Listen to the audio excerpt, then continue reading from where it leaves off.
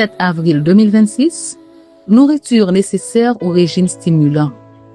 Ils tentèrent Dieu dans leur cœur en demandant de la nourriture selon leurs désirs. Ils parlèrent contre Dieu. Ils dirent, Dieu pourra-t-il dresser une table dans le désert?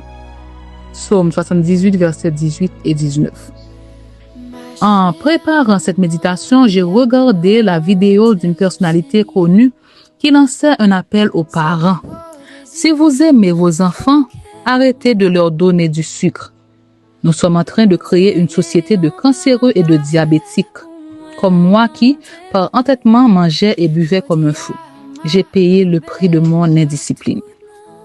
La gourmandise est l'une des tentations par lesquelles le diable gagne de nombreux adeptes. Le premier test a eu lieu en Éden. Adam et Ève n'avaient pas faim lorsqu'ils ont mangé le fruit défendu. Ils considéraient le goût allant au-delà de la raison et de la conscience. Le peuple d'Israël campait dans le désert avant d'atteindre le Sinaï. Dieu leur avait fourni la manne, mais le peuple a demandé de la viande. Et pendant un jour, Dieu leur en a donné. La manne était un aliment complet adapté à leurs besoins qui les maintenait en bonne santé dans un désert sans fruits ni légumes. Influencé par les Égyptiens qui l'accompagnaient, le peuple a recommencé à réclamer de la viande. Ils n'avaient pas faim, ils rejetaient la nourriture divine.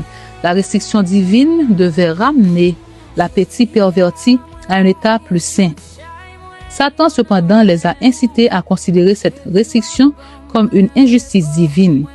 Il savait que la satisfaction débridée de l'appétit conduirait à d'autres indulgences. Maintenant, les gens sous son contrôle. Par l'intempérance, Satan a conduit le peuple à murmurer contre Dieu. La façon irrationnelle de manger et de boire devait égarer le peuple élu vers la satisfaction de basses passions, l'inciter à négliger les devoirs moraux, l'affaiblir dans les tentations.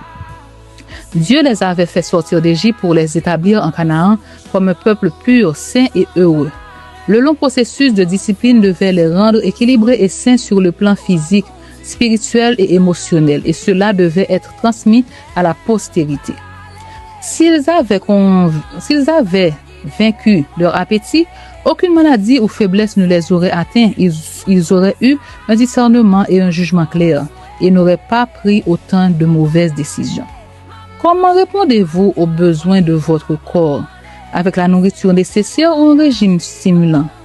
N'oubliez pas que cela peut influencer votre caractère lorsque vous prenez des décisions qui vous conduiront ou non au ciel. Amen.